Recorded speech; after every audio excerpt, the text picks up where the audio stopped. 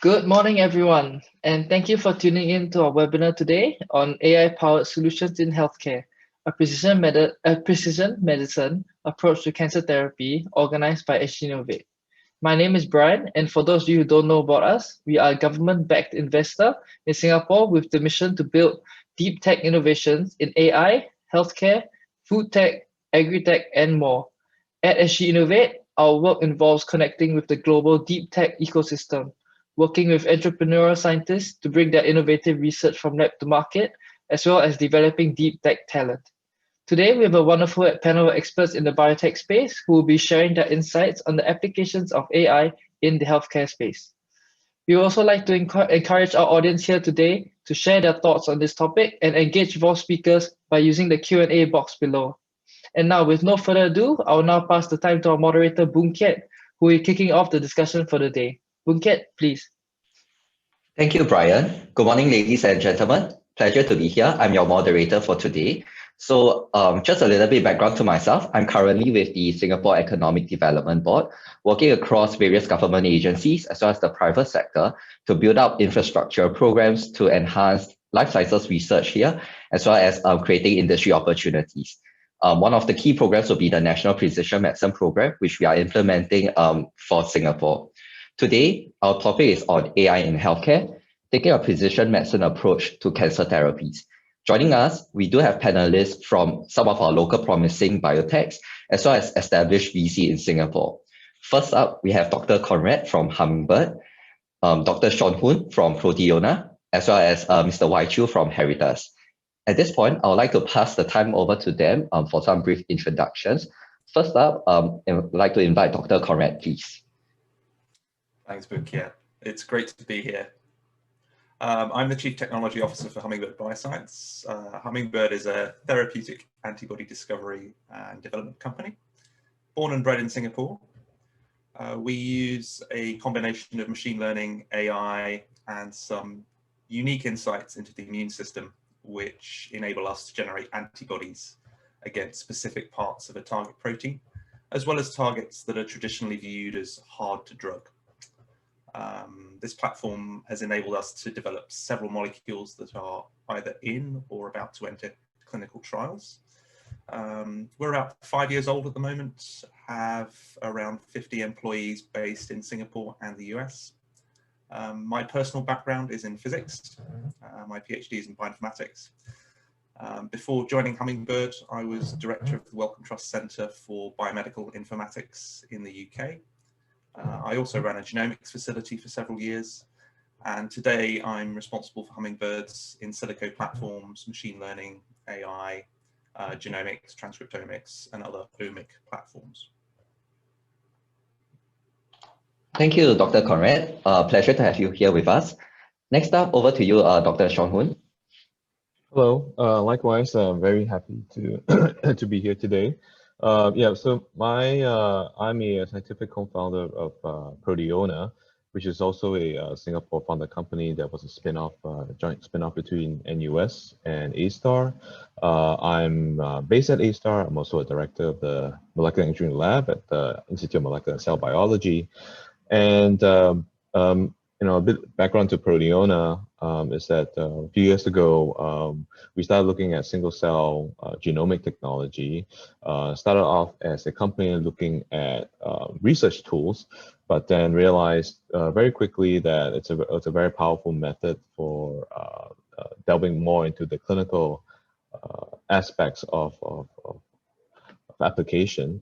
And so the company is now keenly focused on applying these kinds of new types of assays, very high throughput and high dimensional, and trying to figure out ways in which we can use methods like AI or deep learning towards enhancing how cancer research can be done, but also ultimately to improve clinical outcomes. It's a long journey, but we're young and the team is growing and looking for people. And so, yeah, I'm very happy to share a bit of our journey and any kind of issues or problems that we do see in this area, but very exciting area. So happy to continue the discussion over the next hour. Thank you. Over to you, Boon Kiet. Thank you, Sean. Looking forward to hearing your perspectives for the next hour. Last but not least, Mr. Wai Chiu, over to you, please. Hi, I'm Wai Chiu. Very grateful to be here, hosted by the SGInnovate platform. Very glad to be in this discussion with all the distinguished panelists here. Heritas is actually a healthcare focused fund. We basically invest across healthcare. We look at biotech, we look at digital health, diagnostics, medtech, as well as healthcare services. So we are broadly diversified. Very grateful that we also invested in Hummingbird before. Very proud of what Conrad and the other founders have done so far, and very pleased to be here to share our experience. Thank you. Thanks for taking the time to join us today, Wai Chiu. So just to kick off the discussion, I think for the theme today, AI solutions in healthcare, precision medicine in cancer therapies, definitely big buzzwords that we have been hearing around within the industry, gaining lots of public and media attention today. But maybe just to start off with, we have seen how AI is being applied in different fields of healthcare across diagnosis, drug discovery, even improving healthcare services as well as hospital operations. But AI is such a big concept constituting many different components. So to kick off the discussion, maybe I would like to invite the panel to first share what's your view on what this whole concept about AI is, what is it about, and how is it being used currently in tackling, I guess, firstly, drug discovery, and also developing drugs towards targeting cancer therapies, either within your own course of work or even from observations from what is happening out in the field elsewhere. So first up, maybe I would like to pass the time over to Conrad. Thanks very much. Yes, so I was thinking about this earlier, and it's a bit like trying to count the number of CPUs in your house. You kind of notice these approaches that utilize AI and machine learning everywhere in biology and drug discovery. And that's primarily because we're so reliant on these techniques because of the amount of data that we generate and we have to deal with. So these algorithms are extremely powerful if they're used in the right way and trained on the right data. They were originally developed 30 years ago to tackle things like image classification and speech recognition, but they were severely hampered by the lack of good training data and computational power. Today, we now have the internet, we have cloud computing, GPUs, tensor processing units, all sorts of custom silicon that's being made to deal with AI data. And these algorithms have come into their own. But with that ease of use comes danger. It's very easy to train these models on unrepresentative data, which means that they don't work well, or in the worst case can cause harm. We've all seen examples of bad AI with rogue chatbots or biased profiling of CVs by employers that reinforce existing inequalities. So these are all important issues to consider in the clinical space as well. And at Hummingbird, we embed these types of algorithms right through the discovery and development process. So starting off with target identification and validation, examining large-scale public and internal data sets to test hypotheses. So using single-cell transcriptomics, proteomics, bulk RNA-seq data, genomic data. I'm sure Sean will touch on all of this in more detail shortly. But using those kind of technologies to try and identify where targets are expressed in different tissues and different disease types. I'm sure the audience heard last year of Google AlphaFold's team who essentially solved the protein folding problem for certain classes of proteins. That was driven to a large extent by the adaptation of convolutional neural networks, which is what most people understand by AI when they sort of talk about AI. These algorithms were originally used for image analysis, and they've been applied in the context of protein structure analysis. And our Map Predict platform, Hummingbird, uses a very similar approach to try and identify places where antibodies can bind and where we want those antibodies to bind to achieve a desired therapeutic effect. And a few other areas I can think of where we use it, routinely in development when we're trying to decide how well an antibody will behave during the manufacturing process and whether or not it will cause any immunogenicity in a patient when we give it to that patient. We look to see whether or not we can predict that using machine learning and AI approaches. In pharmacology, we look to see how cell populations change before and after a disease and during treatment.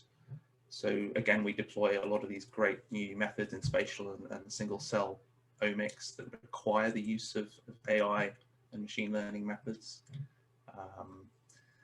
If we're trying to identify cell types, again, we'll use AI and machine learning methods to try and transfer data, transfer information from one data set to another to try and maximize the amount of information that we get. And finally, in the clinic, we're obviously using a lot of this information to try and enrich for patients and select for patients who are likely to benefit from therapy. The very last thing we want to do is to give therapies to patients who are unlikely to benefit. So we want to try and use these approaches to get pharmacodynamic markers and to try and deploy a lot of these methods to gain insights into these patient populations.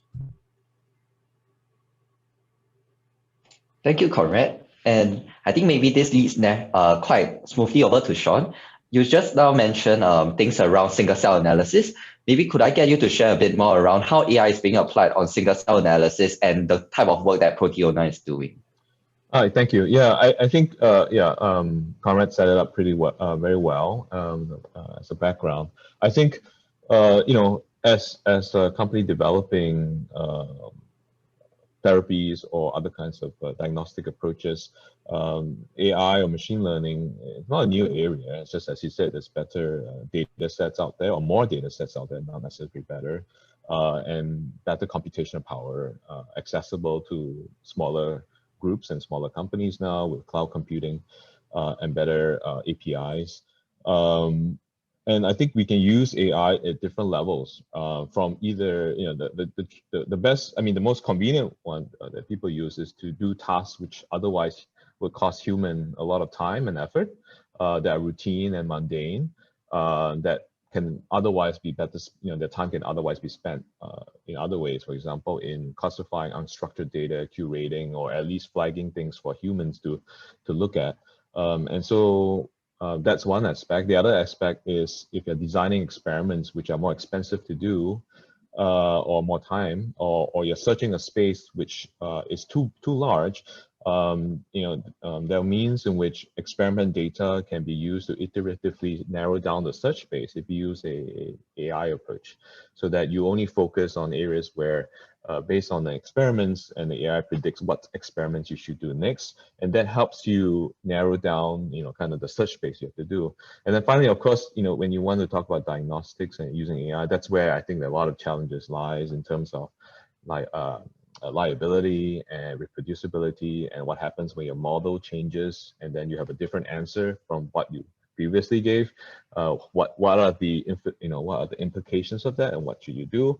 I think those are big challenges. So internally, we started using AI just because we were doing single cell analysis, but in single cell analysis, the data is quite stochastic or quite noisy.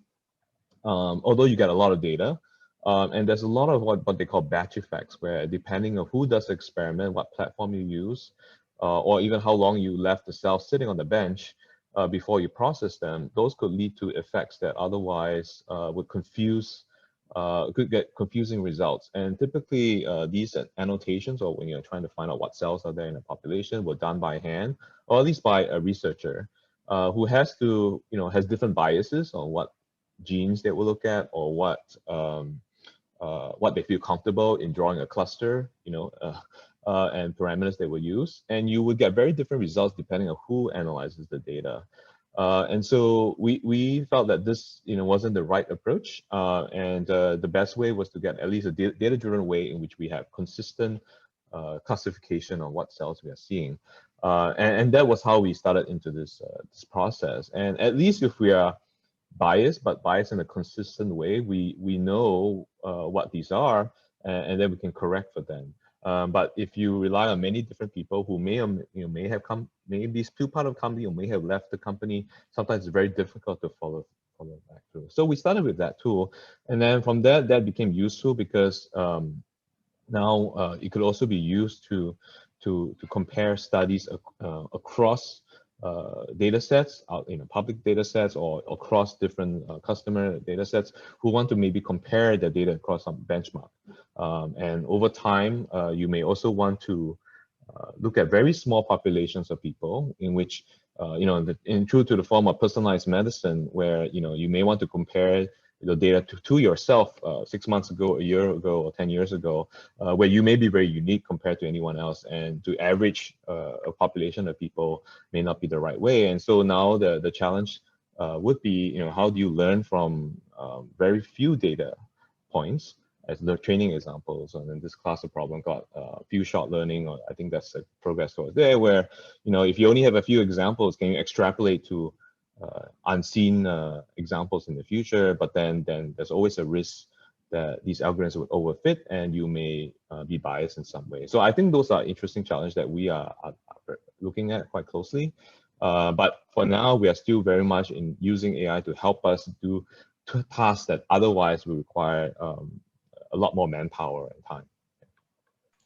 Right. Thanks, Sean and Conrad. I think both of you shared clear examples around how AI is being used on automating, I guess, pattern recognition processes to predict binding efficiencies, potential binding sites, targeted towards developing new drug molecules and so on. But maybe over to you, Wai Chu. What I'm interested to hear is, beyond just the drug discovery component, how is AI being currently used, or do you see it being used in other fields targeting cancer care and treatment?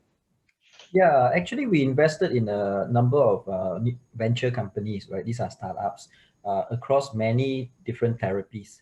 So Hummingbird, of course, focus on the antibodies development, targeting certain cancer indications. At the same time, companies like Homas, doing deep learning, NLPs, in order to translate unstructured notes for mental health, right, into quantifiable measures. We have a portfolio companies called Q&M Dental. Some of you living in Singapore might be familiar. Is using AI for treatment planning. The way it works is using an optical scan of your mouth cavity to determine what is the best treatment that the dentist should adopt, right? Recommended by the AI. And then MFine, which is an India-based company, one of the digital health leader, using AI as a triage tool, right? So when you get on and then you report your symptoms and they ask the follow-on questions and things like that. Now, specifically for cancer, what we are seeing also is in the more clinical setting, right? Because the other two panelists have talked very insightfully about the drug discovery process, but looking at healthcare into the services context and setting, what we are seeing is, for example, in the digital pathology, trying to grade the cancer stages, or having more accurate diagnosis versus the radiologist. We also see another very interesting area, which is a care plan, right? Where you talk about the patient journey, right? And the stages that the patients go through for different types of cancer, and actually being able to access healthcare data from a wider set in order to sort of help the patients through this journey in a smarter way. So these are the various contexts that we are seeing, and we continue to see when is the right time to invest in such ventures.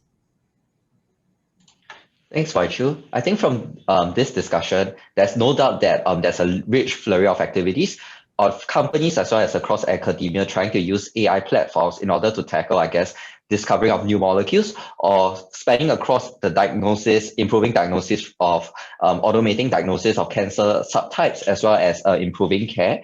And in fact, interestingly, across the investment landscape, investor monies into this space has increased tremendously over the last few years.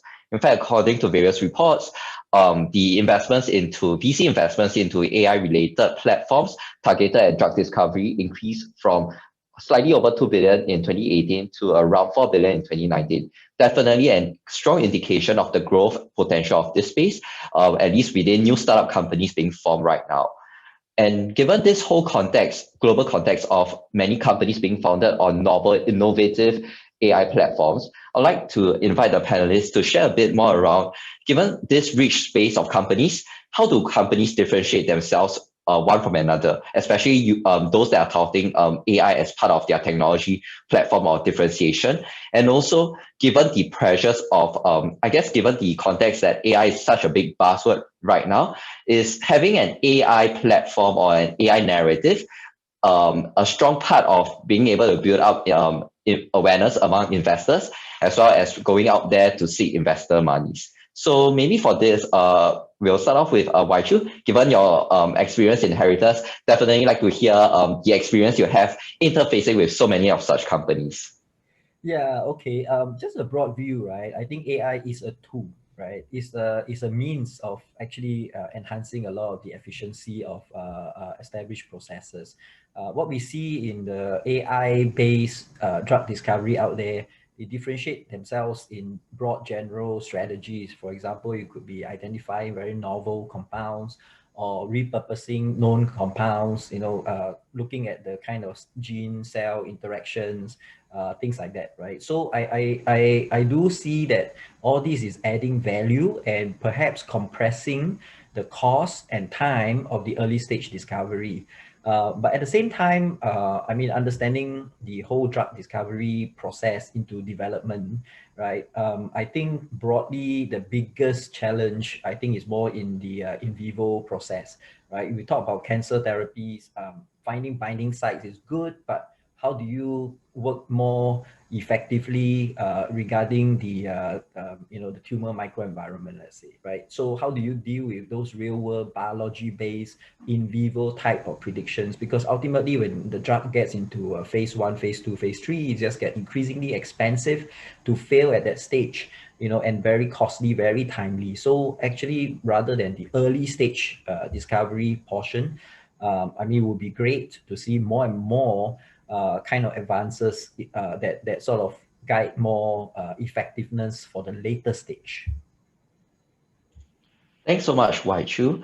And maybe I'd like to pass the time over to Conrad, maybe just to hear how, I guess, given Hummingbird is a promising startup with strong fundraising activities right now, I guess is the AI technology platform a strong narrative or a necessary narrative to have as part of your story to tell to investors? And I think also welcoming some of the thoughts from the audience. There's a question coming from Nicholas, who is looking at hoping to understand what sorts of AI and machine learning methods have Hummingbird tried. Are there a few examples that could help bring color to the types of AI activities that Hummingbird is currently deploying? Of course.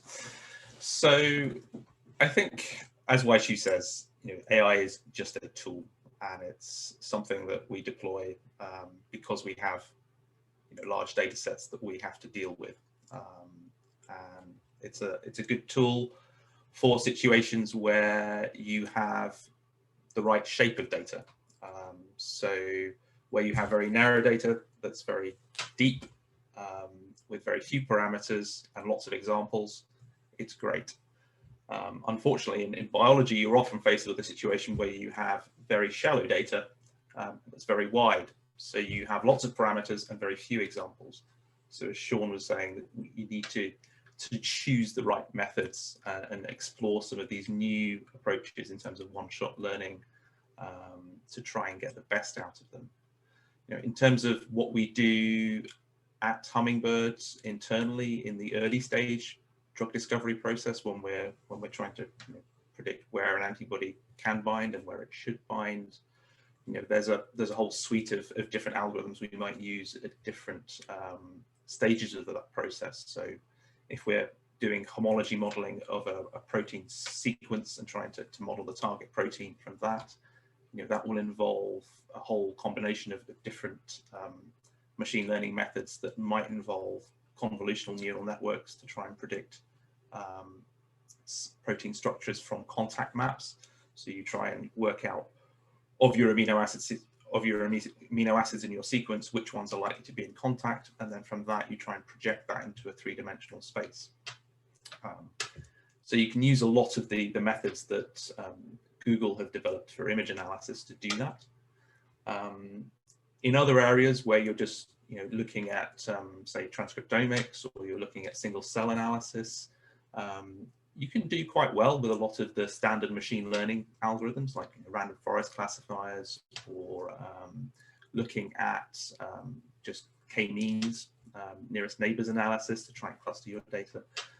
So those algorithms, quite often they're off the shelf and you can plug them in and you can get them to work on your data. The trick is to try and make actual sense of that data and to relate it back to the biology of the situation. Thank you, Conrad. And maybe over to you, Sean, just to share a little bit around Proteona's experience. I guess right now is the AI narrative a necessary one in order to engage investors? Yeah, I think that's a double-edged sword. I mean, either you get a very informed investor that can cut through what you are, you're trying to sell, and that's never a good idea. And other ones, if an investor that looks at it superficially, then also not very good to have that kind of help in that respect. So I think you have to understand that yes, AI is an important tool, but it's not very different from, it's a small subset of machine learning in general.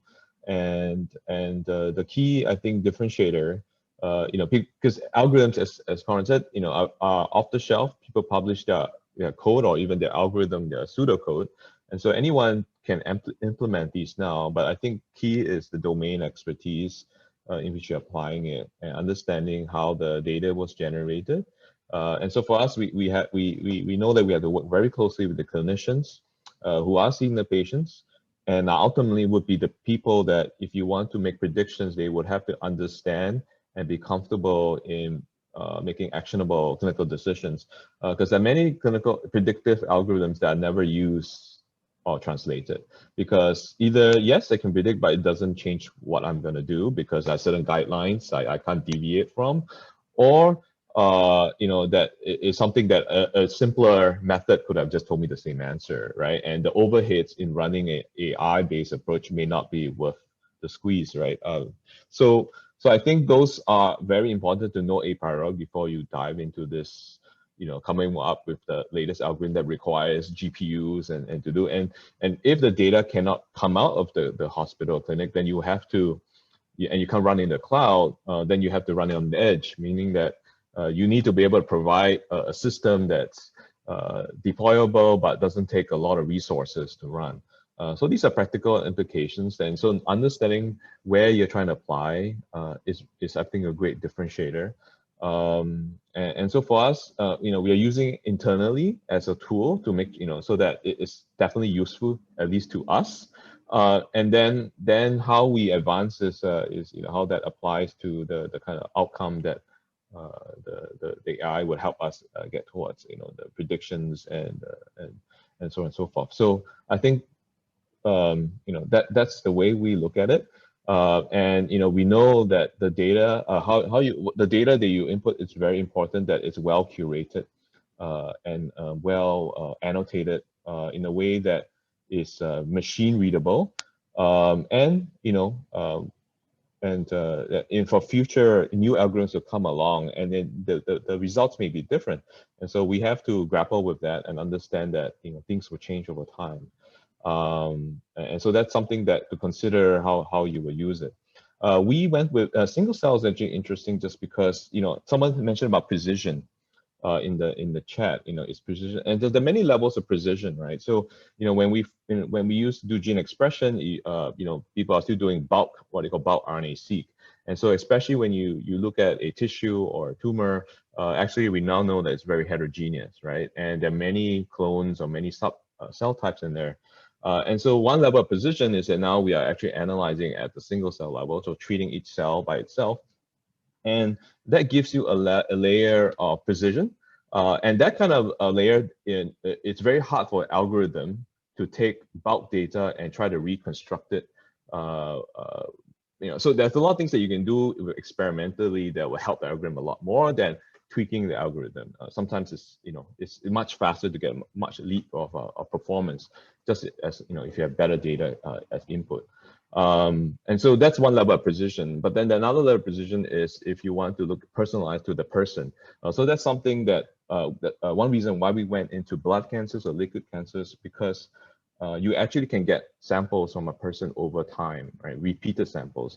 In solid tumors, typically you only can get access to one time point, and which is at the time of resection. Usually don't get it after. Whereas in liquid blood cancers, you can get over time. So you can actually track the patient before and after treatment and recurrence and things like that. And so then that can be really personalized because you have internally normalization to yourself or your former self.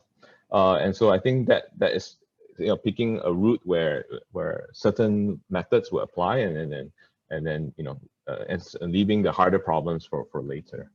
That's our strategy. Yeah. Over. Thanks, Sean. So I think you've mentioned, I guess from the discussion by the panelists, AI is sort of an algorithm that is being deployed, something that is a code that is easily being used by different companies. The key differentiation, I guess, right now is around the application. And a lot of companies, I guess, in order to do that, it will have to facilitate strong partnerships with the clinical community, as Sean has mentioned, or with other stakeholders in order to ensure that the technology platform does take off in the life sciences sector. To this point, I think we do see many collaborations also across businesses trying to access novel AI platforms through B2B partnerships. And we do see, for example, through various big pharma partnering with biotechs, looking at AI in drug discovery to look at developing new molecules or uncovering new biological mechanisms. In fact, within our panel right now, many of the companies here have also struck up interesting partnerships with AI-based platform technology companies. So maybe I would like to pass the time over to Conrad to share a little bit around more color around the collaboration between Hummingbird as well as Tempus. And I guess what was the driver for that partnership, and through that, how will it further enhance the drug development activities that Hummingbird is looking at? Yes, collaborations and partnerships like these are crucial. I mean, the problems that we are trying to solve are so complex that one company, no matter how large, can never hope to tackle these sorts of questions alone. So Hummingbird has partnerships with Amgen, with Cancer Research UK, and the Cancer Research and Prevention Institute of Texas. But in the case of AI, I guess our collaboration and partnership with Tempus, who are a fairly young company, they're about the same age we are. They've spent about 5 years developing the world's largest library of clinical genomic and transcriptomic data. And at the moment, they're sequencing roughly around 100,000 patients annually in the US. And that's really important if you want to try and tackle rare diseases. And a lot of, we talk about rare diseases as though they are rare, but they affect a significant proportion of patients. The fact that a disease is rare on its own still means that there are a large number of patients throughout the world who suffer from it collectively. It's just that we can't easily detect them, we can't easily access them. So one of our molecules is an anti-HER3 molecule that we think might be particularly effective in treating patients with a rare gene fusion of a gene called NRG1. And it's less than 1% of cancers generally have this kind of fusion. Now, because the NRG1 gene is not on any standard cancer panel tests, so for example, the Foundation Medicine test is one of the most popular ones, it's not on that. And we wouldn't normally be able to find these kinds of mutations in patients. But the Tempus approach, doing whole genome sequencing and whole transcriptome sequencing, enables us to rapidly identify patients with this kind of fusion and to be able to set up clinical trial sites rapidly. And what that does is enable those patients to potentially benefit from these kinds of new therapies who previously would have been inaccessible. And it's amazing to think that even 18, 24 months ago, we would have struggled to do this even at some of the world's largest academic centers. You just wouldn't have been able to find enough patients to justify running a clinical trial. So it's an incredible time to be doing this. And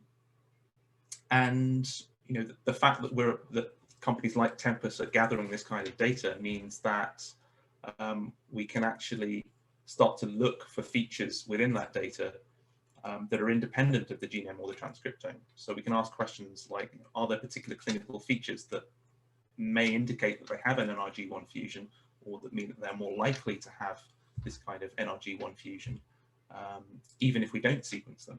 So can we get a more targeted approach to try and identify patients who may not have sequencing available to them, but we can actually go out and mine the clinical records to try and find these patients out in the field. Thanks, Conrad. And maybe over to you, Sean, just to share a little bit around the partnership between SGInnovate as well as Proteona. I think what we would really like to hear about is on what was the driver for that partnership and how it would improve the drug development efforts across Proteona's pipeline. I guess I might not share the specifics to that partnership, but I think in general, the way the company looks at partnerships is has to be very complementary and obviously, but coming from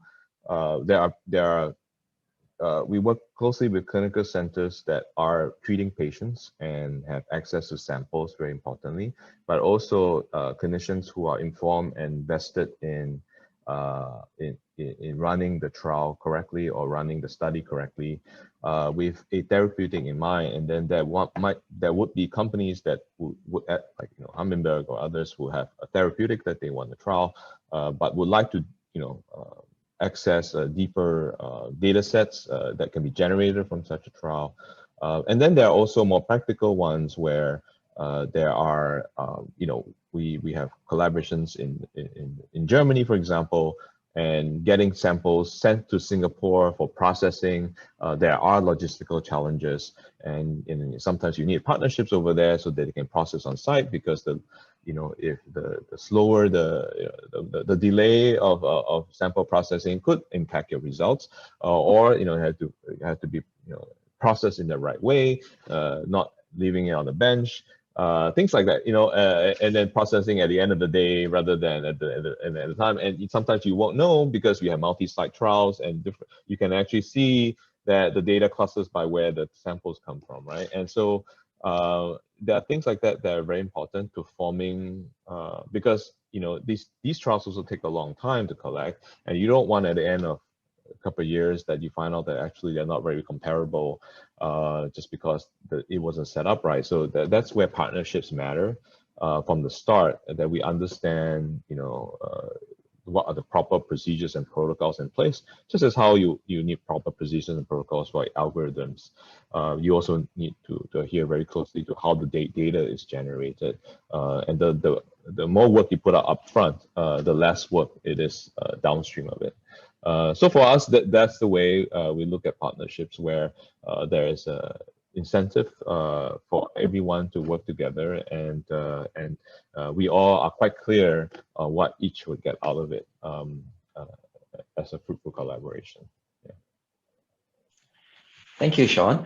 Maybe at this point, also just a reminder to the audience, I guess for us, the later part of today's discussion, we do welcome questions from the audience, and which we will raise to the panelists for maybe the last 20 minutes. So do feel free, and we do welcome questions from the audience. There's a Q&A chat box. Do keep the questions coming in, and we'll flag up for the discussion later.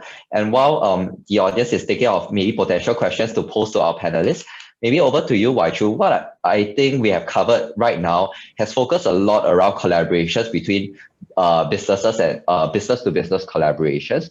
And I think to Sean, mentioning things around bringing in your clinical side of the house as part of the stakeholders, as well as logistical support for sample processing and so on, being important part of that value chain to support, I guess, robust AI developments, robust developments in the AI space for improving cancer care and treatments. So beyond just businesses, as well as the logistical support, who are the other stakeholders that might be important to collaborate with, and what are some of the bottlenecks that we might need to resolve in order to ensure that AI does fulfill its promise of improving or disrupting the way cancer is being treated and managed right now? Yeah, so maybe I'll just speak a bit more into the clinical setting, right? Some of the areas I think are quite easily adopted and to harness the power of AI. For example, through the image recognition for your tissue biopsy, those are actually easier to adopt, right? So I don't see a lot of restrictions or challenges there. I mentioned earlier about the care journey of cancer patients. I think that would be something ultimate, right? That will change the experience for the whole treatment journey for some of the cancer patients. And on this front, right, that you really need multi-stakeholder support and collaboration from those guys who, the folks who handle the data, the IT, EHR aspects, right? Being able to contribute this for training, then integrate with the clinicians, being able to suggest what are the next steps in the various scenarios, the content provider, the technology solution provider, okay, who can maintain the app, create the content, so that the helpful interventions can take place. And when I talk about interventions, it does not necessarily mean purely clinical interventions. One of the deals we were looking at, I saw a demo of the whole app, and I was surprised, right? And maybe I shouldn't be, right? Because really it's very technical, right? Okay, you expect to feel nauseous, with the chemotherapy and things like that. But essentially, there is also the emotional part of it, right? How do you deal with the beyond clinical type, where how do you deal with the whole emotional acceptance, dealing with relationships, seeking community support and things like that. So it truly is a multi-stakeholder. But indeed, with digital care plans that, I think would increasingly be more prevalent, not just in cancer care, but also in other cares. What you then see is a lot more behavioral data being generated, and the ability to access this behavioral data set then will allow new kind of AI applications in order for furtherance in terms of quality of the treatment plans and the journey being delivered. Yeah. Thanks so much, Wai Chu. I think the whole point around collaborations is due to the multifaceted challenges that different players in this space have to overcome in order to ensure that AI does take off as a technology to improve the drug discovery value chain, as well as improving cancer care and treatment. And to solve the challenges mentioned just now, I think we did mention around the robustness of the data sets, which to prevent biasness in training the AI algorithms. And to this point, I think we do have a question here around from JR asking, what challenges do you face in terms of the data complexity and computational complexity?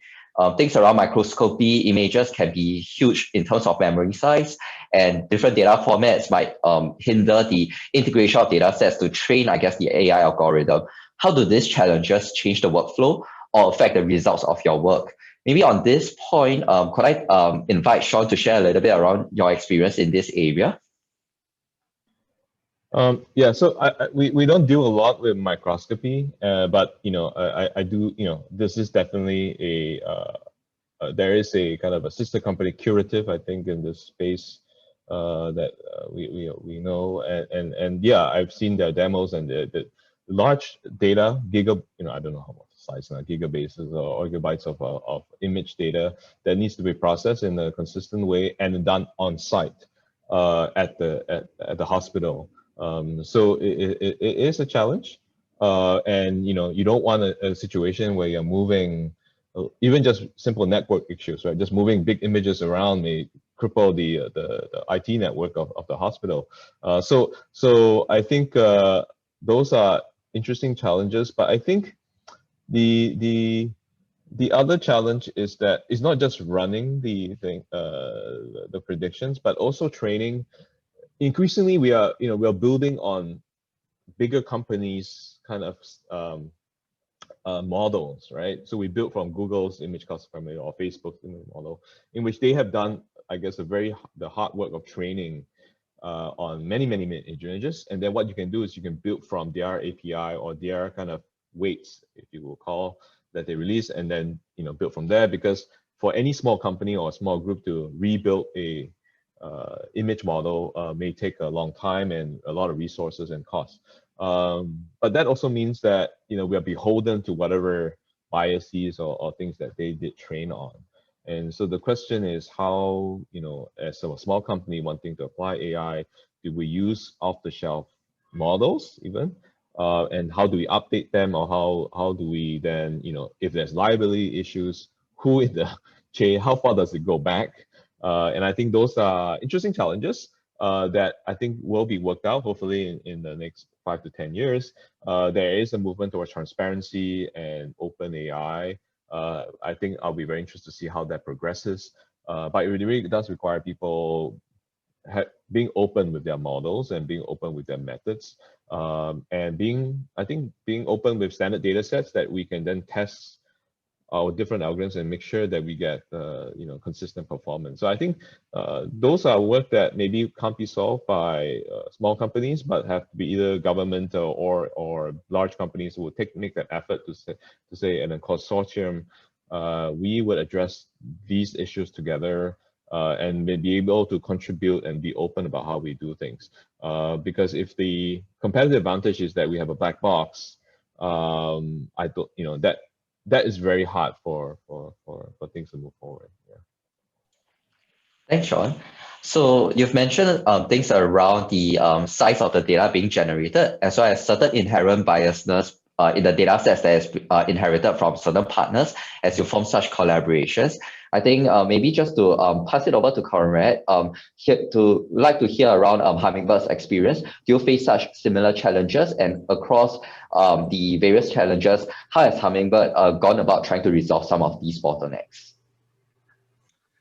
Yes, so I think a lot of the issues that we encounter again relate to the shape of the data that's available and just the sheer scope of potential variation in biology.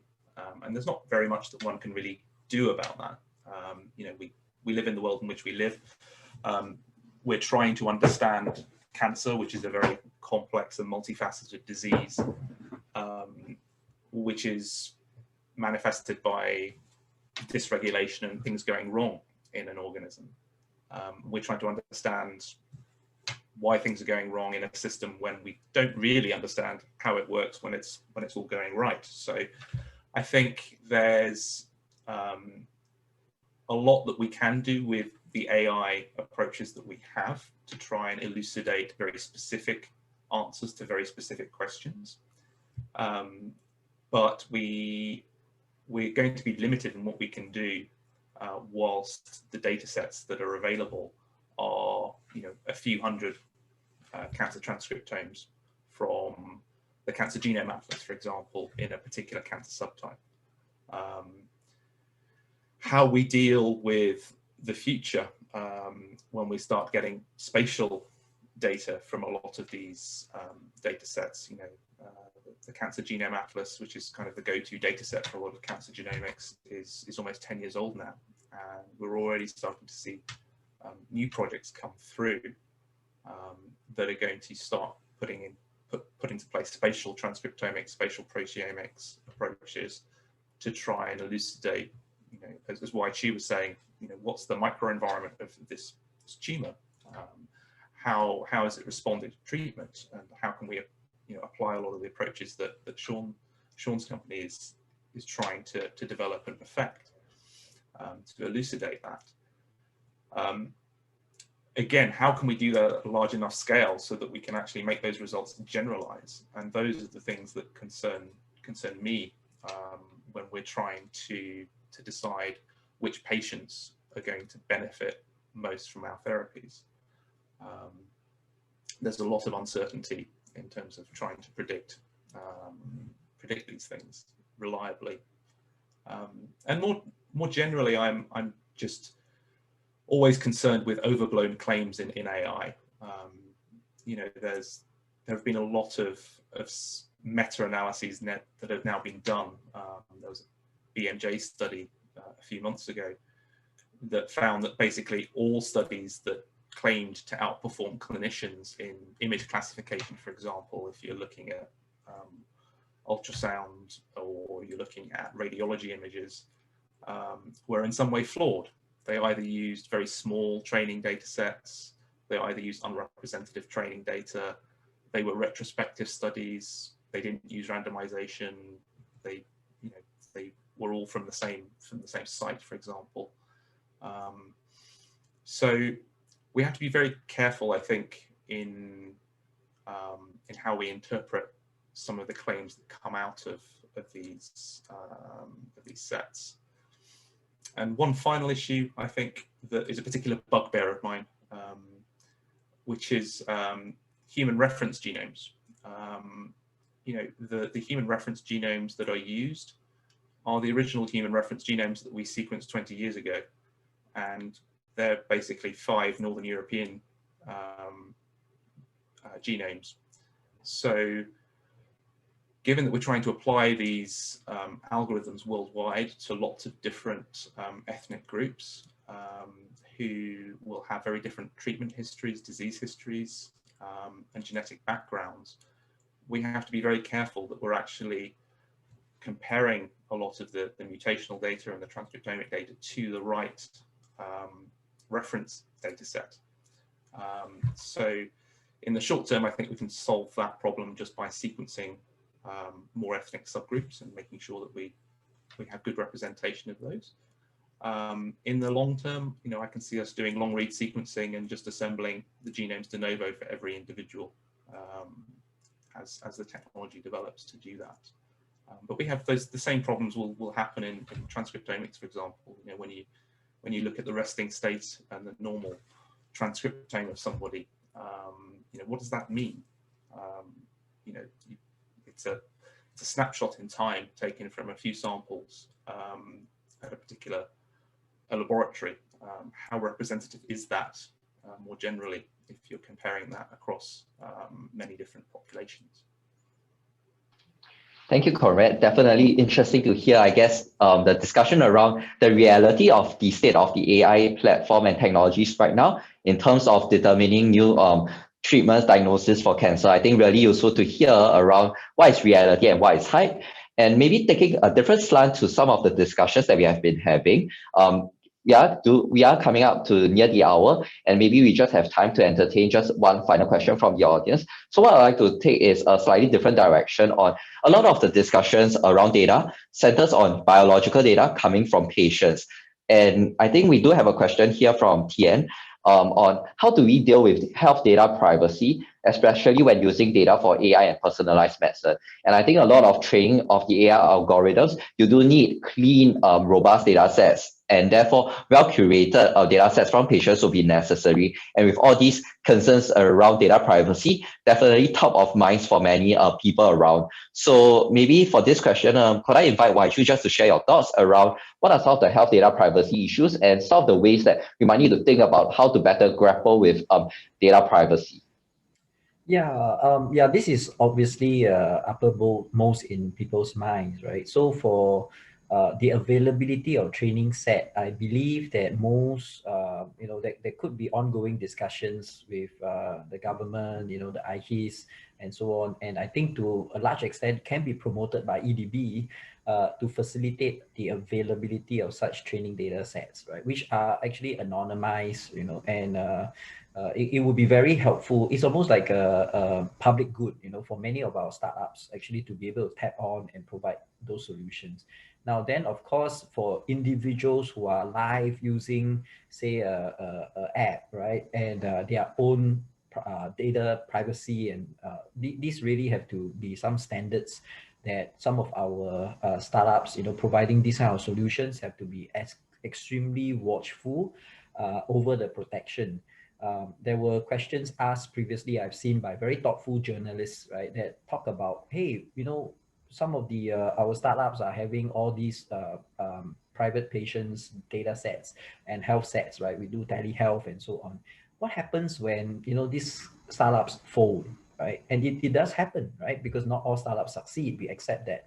But when these startups fail, right, what happened to those data sets, right? Who actually monitor, like, that there is a very clean disposal of such data sets? Otherwise it might come back and haunt us. But even IHIS, have gone through a very nasty episode of hacking and where data gets stolen and things like that. So I think collectively a lot more effort has to be invested in order to ensure a lot of process and protocol. It's not just a cybersecurity technical issue, but also people's habits and discipline, right, in abiding by the security protocol. So I don't think there is a very straightforward answer for both big companies, small companies, but should we let this kind of impede the advancement of enhancing care enabled by AI?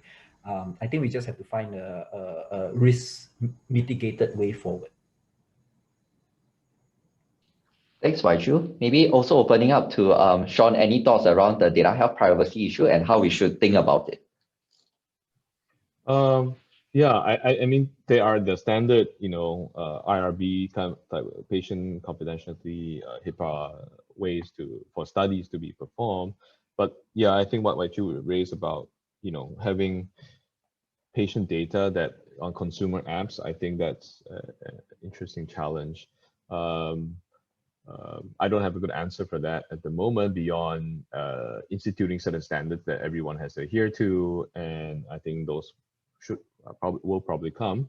But then they have to evolve rapidly with the technology as well. Regulation is always slower. So how do you not impede progress, but at the same time be responsible for the general public good? And then I think, and Conrad talked about rare diseases. Actually, I'm quite interested to think about, for him to think about this. With rare diseases, then it's actually easy to identify the person in the population with the rare disease, because they're rare, and so that whatever you collect becomes a signature for that. So I think that's an interesting conundrum, but maybe not so. Sometimes patients are more willing, but I think with privacy and in terms of genetics and the implications on your children and your grandchildren, also has implications that you can. The classic example of, I think it was 23andMe and how they were able to figure out they were looking for a murderer or a serial killer, and they were able to figure out from from his relatives who did a 23andMe or some kind of ancestry thing. And so things like this, in terms of if you have a genetic predisposition for something, how does what you do impact your distant relatives? Those are things that I think in terms of insurance and all that kind of regulatory issues should be considered, I think, by law in some way, to protect these people. Yeah, for sure. Thanks so much, Sean. Unfortunately, I think we are nearing the 1 hour for the discussion. I think throughout the whole discussion today, we have touched on opportunities on how AI is being applied in revolutionizing how cancer is being treated and diagnosed, opportunities, pitfalls, and gaps that we do see today. As a final conclusion to the session today, I'd like to invite the panel to just answer a final question. Doing a little bit of crystal balling down here. Let's say 5 years down the road, we do hold the same panel discussion on this exact theme. What do you think will be one big key achievement that the panel could share on how AI is being used to disrupt cancer treatments and care? So a challenging question down here, crystal balling, looking ahead into the future. Maybe I'll invite Conrad to first start off with answering that. Thanks. If there's one thing I'd really like to see, it's not so much the AI per se. I think as far as precision health in cancer, I think I'd really like to see the beginnings of a coherent and integrated system to allow electronic health records to be parsed easily, so that doctors don't spend all of their time just entering data into a form rather than actually spending time with their patients and talking to them and getting to know them. And also linking that to omic data sets, as Sean alluded to, how do you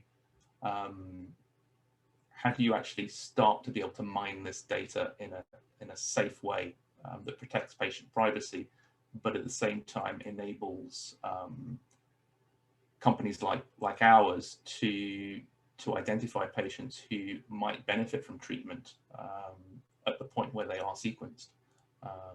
So that's what I'd love to see. Thank you, Conrad. And over to you, Sean. Yeah, I mean, this is recorded, so it will, I guess, have to have some time. But I think, this is more speculative, and I will, I think right now, I guess a lot of the AI are very centralized. One entity or a few entities own all the data and are the ones that make all the predictions. So the question is, and this is a discussion with colleagues and kind of brainstorming, but are there ways that you can have AI work for you, where you might have your own personal AI bot, right, that works for you and advocates for you, and learns about your life and your data and your wellness and health and all that, and so you could train your own personal AI, and that is yours, and it's an enclave, and you do not have to share that, and then you can choose what you want to share out of altruism, where you want to contribute to a study, things like that, rather than having something that's centralized and you don't know what happens to the data once you give it, right? And then also people go off the grid, and you can't follow up and track those people because it's all anonymized. But if you have control, and then people can choose whether they want to contribute data, just as how they would contribute samples or contribute to trials, I think that would be an interesting long-term vision, that we have control, and then maybe some of these issues with privacy and ethics may go away. So that's just a flyer. I hope that happens, but I don't know if we will. Thank you, Sean. And how about you, Wai Chu? Yeah, it's hard not to get excited by what Conrad and Sean, envision, right? Because those are really big visions, and I think we hope we can get there within 5 years or even 10, right? That would be an achievement. I'm more inspired also by the recent vaccine development, right? That, the speed was unprecedented. The technology was still relatively new, the mRNA, and it could be something else in the future. But what I wish is that, we could just sequence the latest variants of the virus, and on the other end of the, of our desktop, comes out a design of the next version of the vaccine, that can be produced and assumed to be safe and effective because the AI is so powerful, right? And then we don't have to worry about things like pandemic. And if we apply this to cancer or other therapeutic areas, my question is, why not, right? What would stop us, and how do we remove those obstacles for the next 5-10 years?